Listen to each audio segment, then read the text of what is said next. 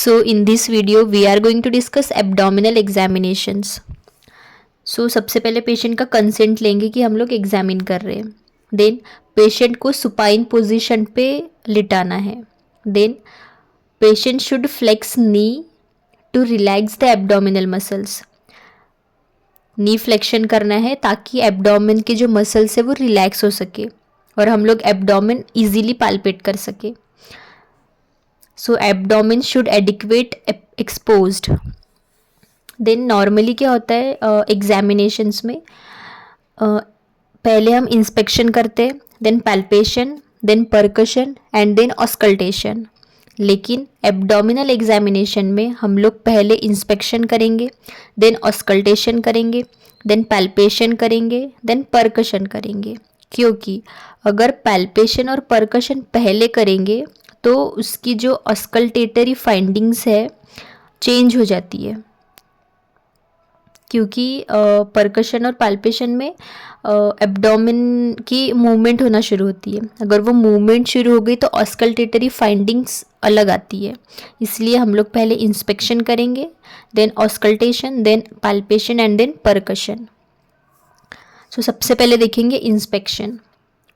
Inspection में हम लोग पहले देखेंगे shape, then skin over abdomen, then scars, then umbilicus, then movement of abdomen with respiration, then peristalsis. तो ये सारी चीज़ें हम लोग डिस्कस करेंगे इंस्पेक्शन में. So we will start with shape. So पहले देखेंगे एब्डोमेन का शेप कैसा है. एब्डोमेन या तो फ्लैट हो सकता है. फ्लैट होएगा तो चेस्ट और एब्डोमेन सेम लेवल पे रहेंगे, इसका मतलब एब्डोमेन जो है वो फ्लैट है. Then second is scaphoid.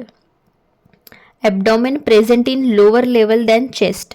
Chest से अगर एब्डोमेन लोअर लेवल पे प्रेजेंट है तो उसको स्केफॉइड बोला जाता है. ये माल न्यूट्रिशन के पेशेंट में देखा जाता है कि उनका एब्डोमेन जो है वो चेस्ट के लेवल से थोड़ा अंदर में प्रेजेंट रहता है. Then third is distension. तो distension can be generalised abdominal distension और लोकलाइज्ड डिस्टेंशन.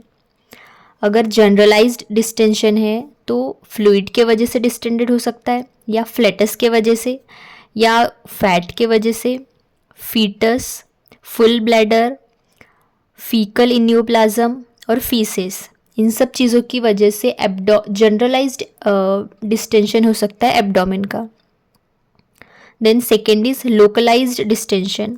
मतलब किसी एक जगह पे एब्डोमेन का डिस्टेंशन हो रहा है क्योंकि उस जगह के ऑर्गन्स का ग्रोथ हो रहा है या फिर मास बढ़ रहा है. सो लोकलाइज्ड डिस्टेंशन में देखेंगे ऑर्गेनोमेगैली और growth of mass. So this is about shape of the abdomen. Then we are going to discuss skin over abdomen. So abdomen में अगर किसी भी तरीके की स्किन का प्रेजेंट होना अगर दिख रहा है तो वो इंस्पेक्शन में हम लोग चेक करेंगे. सो अगर उसमें डिस्कलरेशन मिल रहा है एब्डोमेन में तो वो इट इंडिकेट्स पैनक्रिएटाइटिस. उसकी पैनक्रियाज में इन्फ्लेमेशन हुआ है जिसके वजह से उसके एब्डोमेन में डिस्कलरेशन हो रहा है. देन सेकेंड इज इकाइमोसिस और परप्यूरा. सो कोएगुलोपैथी के वजह से इकाइमोसिस या फिर परप्यूरा जैसी कंडीशंस देखने को मिल सकती है ड्यूरिंग एब्डोमिनल एग्जामिनेशन. देन स्ट्राई, एट्रोफिका और ग्रेविडेरम मतलब स्ट्रेच मार्क्स. अब ये स्ट्रेच मार्क्स जो है वो वाइट और पिंक रिंकल्ड लीनियर मार्क्स हो सकते हैं. सो प्रेगनेंसी के टाइम पे ये देखा जाता है, या फिर recent change in size of abdomen. अगर एब्डोमेन का साइज इंक्रीज हो रहा है तो स्किन जो है वो खींची जाती है जिसके वजह से स्ट्रेच मार्क्स मिलते हैं.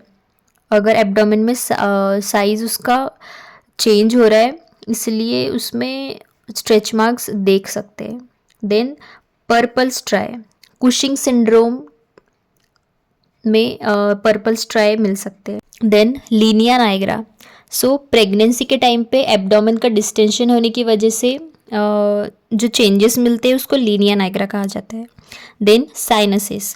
सो ट्यूबरकुलोसिस या फिर क्रॉन्स डिसीज में साइनसेस प्रेजेंट मिल सकते हैं.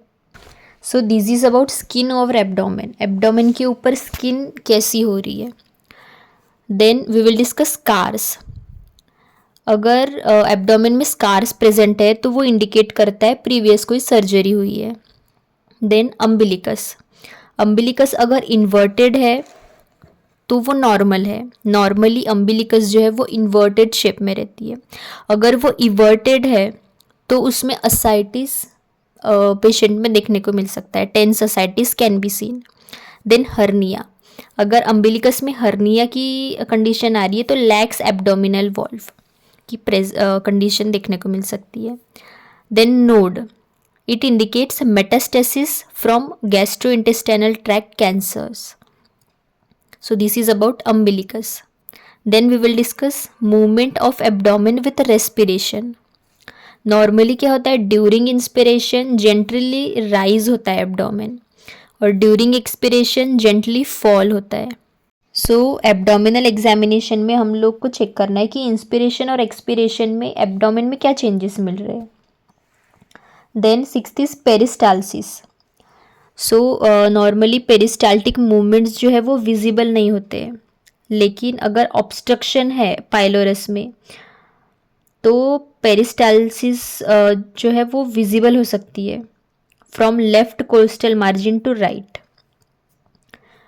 ऑब्स्ट्रक्शन अगर स्मॉल इंटेस्टाइन में है तो पेरिस्टालसिस दिख सकता है फ्रॉम राइट टू लेफ्ट और इरेगुलर दिख सकती है. So this is about peristaltic movement. अब इसके बाद में हम लोग डिस्कस करेंगे auscultation. So during auscultation, auscultate करना है हमको all the 4 quadrants of abdomen. So जैसे कि हमने इसके पहले भी डिस्कस करा है, एब्डोमेन में 4 क्वाड्रेंट्स प्रेजेंट होते हैं. Upper left quadrant, upper right quadrant, lower left quadrant and lower right quadrant. So all the 4 quadrant में हमको ऑस्कल्टेट करके देखना है. तो इसमें भी हम लोग 3 चीज़ें डिस्कस करेंगे. First is bowel sound, second is bruit and third is rub. So हम लोग देखेंगे पहला बॉवेल साउंड. सो नॉर्मली जो है बॉवेल साउंड 70 to 35 पर मिनट बॉवेल साउंड होता है. अगर इंक्रीज हो रहा है, अब वो इंक्रीज कब होगा, when GIT is more active. Bowel की जो एक्टिविटी है वो बढ़ जाएगी जब कुछ कंडीशंस है देखेंगे, जैसे कि इंटेस्टाइनल ऑब्स्ट्रक्शन है. अगर इंटेस्टाइन में कहीं ऑब्स्ट्रक्शन मिल रहा है तो उसकी एक्टिविटीज़ बढ़ जाएगी तो बॉवेल साउंड भी बढ़ जाएगा. डायरिया की कंडीशन है, अगर लेग्जेटिव यूज़ है तो उसकी मूवमेंट्स बढ़ी हुई मिलेगी. सो यहाँ पर हम लोग एक चीज़ नोट करेंगे कि नॉर्मली जो बोवेल साउंड्स है वो ऑडिबल होते हैं with stethoscope in all 4 quadrants. चारों क्वाड्रेंट्स में हम लोग अगर स्टेथोस्कोप से बोवेल साउंड चेक करेंगे तो हम लोग को ऑडिबल मिलेंगे. लेकिन अगर वो सुनाई नहीं दे रहे, when they not heard, then must auscultate for full 3 minutes. अगर तब भी सुनाई नहीं दे रहे हैं तो 3 मिनट तक ऑस्कल्टेट करना चाहिए. अगर 3 मिनट बाद भी अगर सुनाई नहीं दे रहे तो bowel sounds are absent. So these are about bowel sounds. Then we are going to discuss second, bruits. So audible abnormal vascular sounds which resembles heart murmur perceived over partially occluded blood vessels. So ये ऐसे abnormal Audible sounds है जो कि resemble करते हैं heart murmur को. Abdomen जो है वो डिफरेंट आर्टरीज से कवर होता है. अगर उनमें कोई ऑब्स्ट्रक्शन हो रहा है तो it is abnormal sound audible during auscultation. So these are bruits. So bruits are best heard from bell of the diaphragm.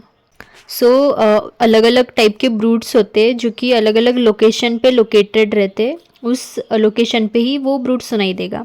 सो जैसे कि रीनल आर्टरी ब्रूट जो है वो 2.5 centimetre above and lateral to the umbilicus में सुनाई देगा. Then second, abdominal aorta bruit, ये जो है epigastrium in the mid line में ऑडिबल रहेगा. Then third is iliac bruit, ये जो है 2.5 centimetre below and lateral to the umbilicus.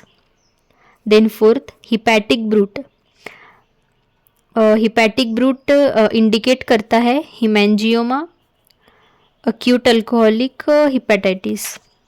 So this is about brutes. Then third is rubs.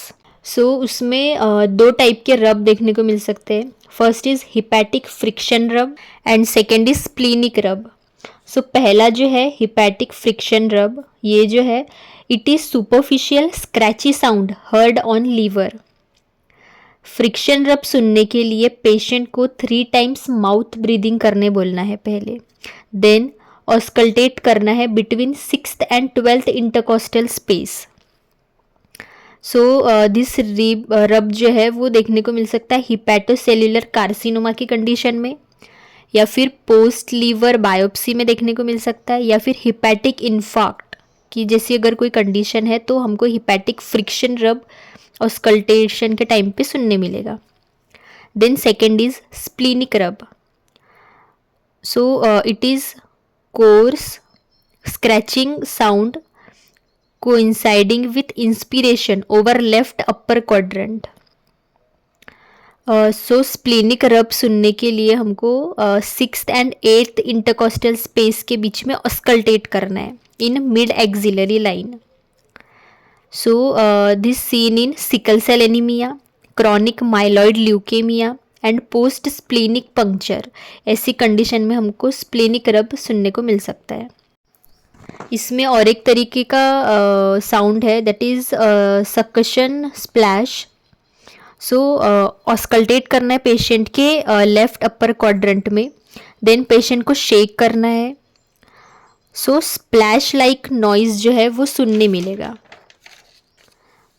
अगर if heard after several hours of eating and drinking, कुछ time बाद अगर सुनने मिल रहा है तो it suggest delayed gastric emptying due to gastric outlet obstruction और पाइलोरस ऑब्स्ट्रक्शन. सो ये इंडिकेट करता है कि जो आउटलेट है, गैस्ट्रिक आउटलेट है, उसमें कोई ऑब्स्ट्रक्शन हो रहा है जिसके वजह से गैस्ट्रिक एम्प्टिंग जो है वो डिले हो रही है. So this is our auscultation in the abdominal region. Then we are going to discuss percussion. So percussion में क्या करना है? Place the flat of one hand on the abdomen and then tap with the other. If fluid is present, then dull sound सुनने को मिल सकता है. So this is percussion. Then we are going to discuss palpation. Palpate करके देखना है. Start from left side then into right side. पहले left side में पाल्पेट करना है, देन राइट साइड में पाल्पेट करके देखना है कहीं कोई ऑर्गेनोमेगैली तो नहीं है. So this is all about abdominal examination.